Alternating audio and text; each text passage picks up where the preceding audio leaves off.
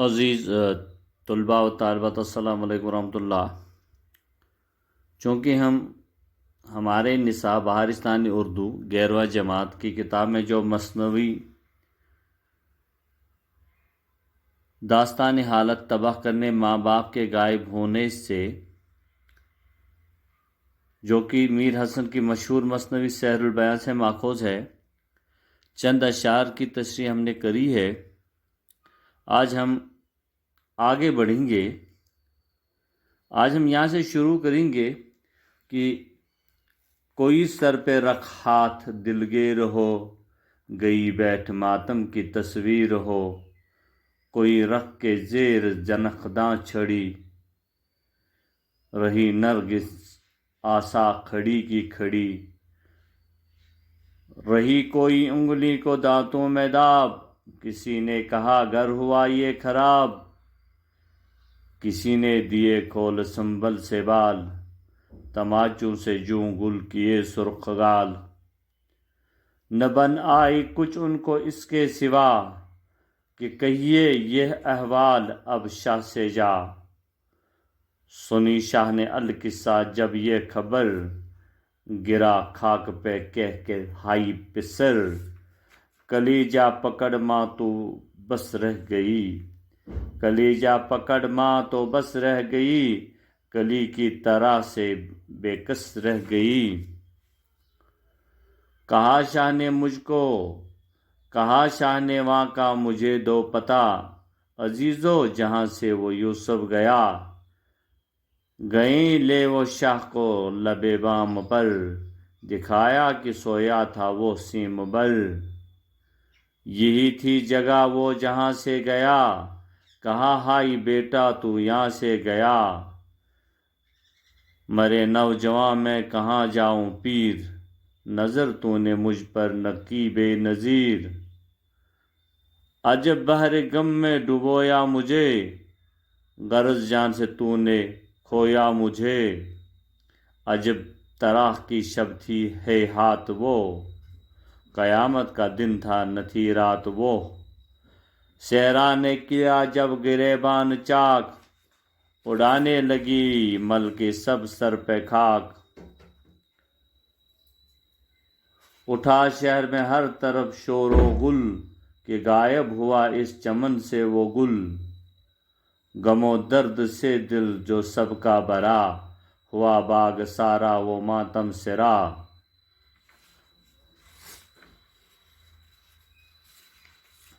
عزیز طلباء و طالبات، شعر نمبر 7 سے ہم شروع کر رہے ہیں۔ کوئی سر پہ رکھ ہاتھ دلگیر ہو، گئی بیٹھ ماتم کی تصویر ہو۔ اس میں کہتے ہیں کہ کوئی غمگین ہو کر سر پر ہاتھ رکھ کر رونے لگی، کوئی صدمے کی وجہ سے تصویر کی طرح خاموش ہو گئی ہے۔ غم و الم میں اس طرح ڈوبے ہیں یہ لوگ کہ کوئی صدمے کی وجہ سے جس طرح سے تصویر بے حس ہوتی ہے اس طرح ہو گئے ہیں۔ غم کے اس عالم میں کوئی غمگین جو ہے انہوں نے ہاتھ سر پہ رکھا ہوا ہے، کوئی رکھ کے زیر زنخداں چھڑی، رہی نرگس آسا کھڑی کی کھڑی، کوئی حیران و پریشان اپنی ٹھوڈی کے نیچے چھڑی رکھ کر نرگس کی طرح کھڑی کی کھڑی رہ گئی ہے، رہی کوئی گل انگلی کو دانتوں میں داب، کسی نے کہا گھر ہوا یہ خراب، کوئی حیرانی کی وجہ سے دانتوں تلے انگلی دبا کر رہ گئی، اور کسی نے کہا کہ شہزادے کے غائب ہونے سے، ہائی ہائی شہزادے کے غائب ہونے سے اب یہ گھر جو ہے وہ تباہ ہو گیا ہے، خراب ہو گیا ہے، کسی نے دیے کھول سنبل کے بال، تماچوں سے جو گل کیے سرخ گال، کسی نے کہا سنبل جیسے بال کھول دیے، اور شہزادے کے غم میں اپنے چہرے پر تھپڑ مار کر اپنے گال کو انہوں نے لال کر دیا ہے۔ نہ بن آئی کچھ ان کو اس کے سوا، کہ کہیے یہ احوال اب شاہ سے جا، نوکرانیوں نے کہا کہ اب ہمارے پاس کوئی اور چارہ نہیں ہے، اس کے علاوہ ہم کچھ بھی نہیں کر سکتے ہیں. اب ہمیں سیدھا سیدھا جا کر بادشاہ کو یہ خبر سنا دینی چاہیے کہ اس کا بیٹا جو ہے وہ غائب ہو گیا ہے. سنی شاہ نے القصہ جب یہ خبر گرا خاک پر کہہ کے ہائے یہ بسر. جب آپ نے سنا کہ اس کا بیٹا جو ہے اب وہاں نہیں ہے، جب یہ قصہ یہ ماجرا انہوں نے سنا تو وہ بیٹے کے اس غم میں صرف خبر سنتے ہی ہائے بیٹا کہہ کر وہ زمین پر گر پڑا، زمین پر گش کھا کر گر پڑا. کلیجہ پکڑ ماں تو بس رہ گئی، کلی کی طرح سے بے کس رہ گئی.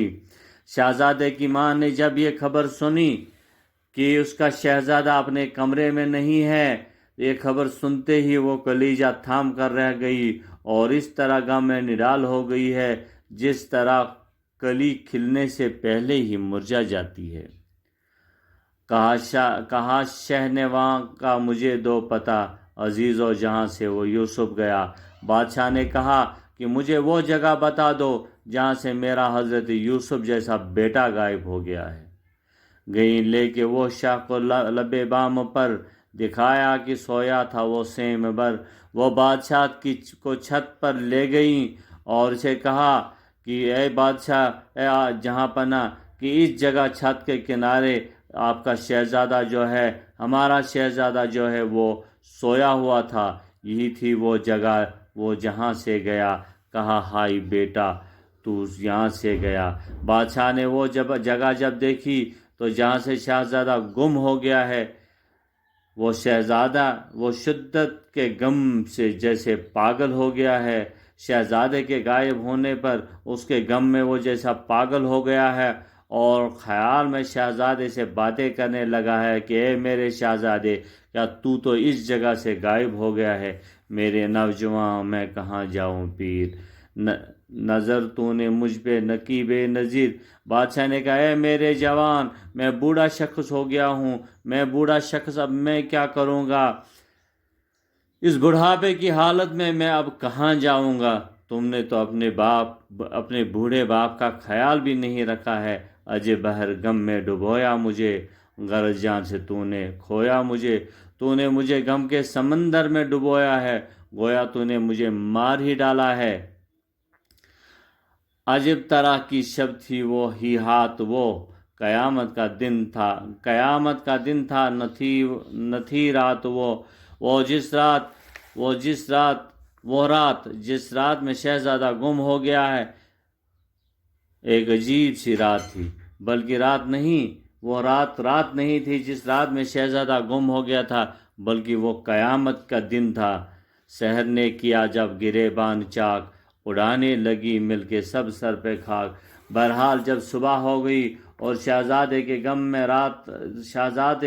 میں رات نے اپنا گریبان چاک کیا تو سب لوگوں تک یہ بری خبر جب پہنچی ہے اور سب سر پر خاک اڑنے لگے ہیں، یعنی کہ سب لوگ وہاں پہ ماتم کرنے لگے ہیں. اٹھا شہر میں ہر طرف شور و گل کہ غائب ہوا اس چمن سے وہ گل. شہر کے ہر طرف چار سو میں یہ شور اٹھا کہ پھول جیسا شہزادہ اس شہر سے غائب ہو گیا ہے.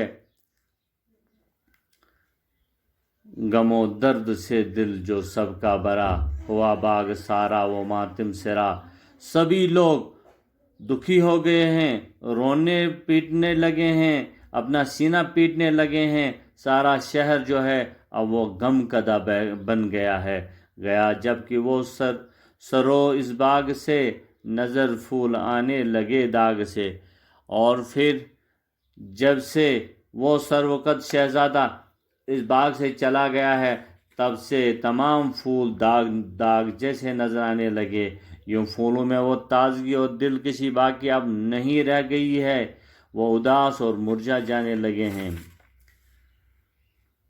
اکڑ نہ گئے سرو سب اپنا بول، اڑانے لگے کمریاں سر پہ دول. سرو کے خوبصورت پیٹ سیدھا کھڑا رہنا اور اکڑنا بھول گئے ہیں اور بلبلیں غم کے مارے سروں پر دول اڑانے لگی ہیں، کیونکہ اب ان کا وہ شہزادہ جو ہے وہ اس چمن سے وہ غائب ہو گیا ہے۔ صدا اب کوئی انہوں کی سنی تو کوں سے ان کے جگر تک بنے۔ ان بلبلوں کی آواز ایسی غمناک ہو گئی ہے جو یہ آواز سنتا کہ اس کا جگر جل جاتا ہے۔ ہوئے خشک اور زرد سارے نہا سمر لگ کے پاؤں ہوئے پائمال۔ باغ کے تمام درخت اس شہزادے کے غم میں سوکھ کر پیلے پڑ گئے ہیں۔ درختوں سے پھل گر کر پاؤں کے نیچے کچلنے جانے لگے ہیں۔ ترانے سے بلبل کے جی ہٹ گیا، گلوں کا جگر درد سے پھٹ گیا۔ بلبل کے گانے سے کسی کو دلچسپی اب نہیں رہی ہے اور پھولوں کا جگر دکھ کی وجہ سے پھٹنے لگا ہے۔ گویا پھولوں کی پتیاں نہ ہو بلکہ جگر کے ٹکڑے ادھر ادھر بکھیرے ہوئے ہوں۔ عزیز طلباء و طالبات، آج بس یہیں پہ اکتفا کرتا ہوں، اس سے کل انشاءاللہ آگے بڑھیں گے ہم۔ تب تک کے لیے اللہ حافظ۔